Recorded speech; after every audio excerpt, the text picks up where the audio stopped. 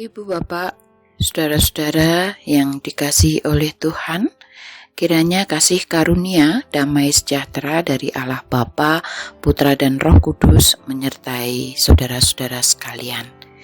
Saat ini kembali bersama-sama kita akan belajar tentang firman Tuhan melalui program Renungan Sapaan Iman di hari ini. Sebelum kita membaca firman Tuhan, mari kita siapkan hati kita di dalam doa.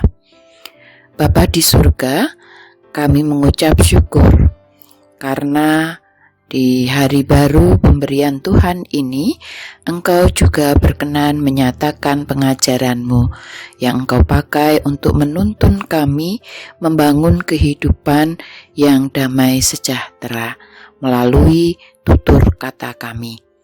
Saat firman-Mu hendak ditaburkan, kiranya Tuhan berkenan menolong kami supaya kami dimampukan memahami firman-Mu dan melakukannya di dalam kehidupan kami hari lepas hari. Dalam Kristus Yesus Tuhan dan Juru Selamat kami berdoa dan bersyukur. Amin. Saudara-saudara yang dikasihi Tuhan, firman Tuhan saat ini kita baca dari kitab Amsal 25 ayat yang ke-11 yang demikian. Perkataan yang diucapkan tepat pada waktunya adalah seperti buah apel emas di pinggan perak. Demikian sabda Tuhan. Ibu bapak, saudara-saudara yang dikasihi Tuhan, kata-kata atau perkataan ini memiliki kuasa besar.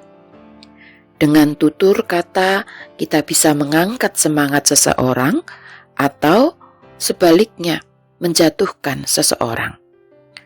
Dalam dunia yang semakin cepat, baik secara langsung maupun melalui media sosial, kita terus diajak untuk dapat bertutur kata dengan kasih dan hikmat.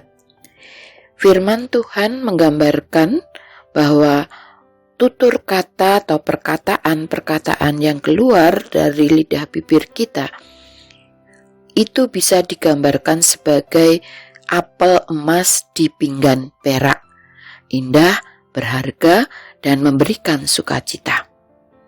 Lalu apa makna dari apel emas di pinggan perak? Apel emas, saudara, ini menggambarkan isi yang berharga, yaitu kata-kata yang bernilai, mengandung kebenaran dan juga kasih.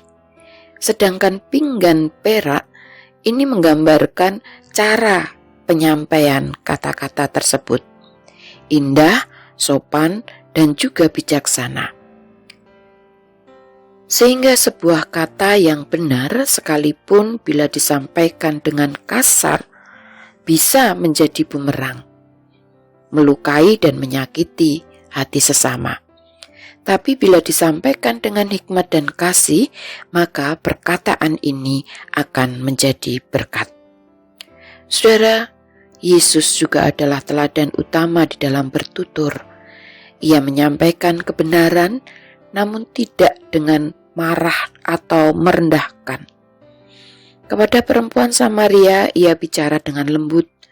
Kepada para murid yang masih ragu-ragu, ia bersabar untuk menjelaskan.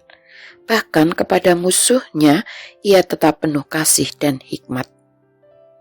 Bapak, Ibu, saudara-saudara yang dikasihi Tuhan, tantangan kita di masa kini adalah bagaimana meniru teladan itu di dalam kehidupan yang semakin modern, baik di rumah, tempat kerja, sekolah, maupun dalam bermedia sosial.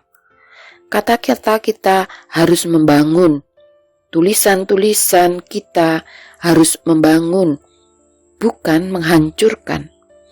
Apalagi di ruang digital, di mana tulisan bisa disalahpahami dan luka akibat komentar-komentar dan tulisan-tulisan jahat itu bisa bertahan lama. Saudara yang dikasihi Tuhan, dalam setiap percakapan kita mempunyai dua pilihan. Apakah kata-kata kita akan menjadi pedang atau penawar? Dan saat ini kita diingatkan supaya kita bisa bertutur bagaikan apel emas di pinggan perak, bernilai dan juga disampaikan dengan indah, kasih dan hikmat. Ini harus berjalan bersama-sama. Dengan begitu, hidup bersama akan terasa lebih damai dan lebih sejahtera. Tuhan memampukan kita. Amin. Mari kita berdoa. Tuhan, tuntunlah hati dan juga lidah kami, agar setiap perkataan yang keluar dari lidah bibir kami mencerminkan kasih, kebenaran, dan hikmat Tuhan. Tolong kami agar tidak sembarangan di dalam berkata-kata, baik secara lisan maupun di dalam kami bermedia sosial. Biarlah kata-kata kami menjadi apel emas di pinggan perak, bernilai dan juga menyejukkan. Dalam nama Yesus Kristus, Sang Hikmat, kami memohon. Amin.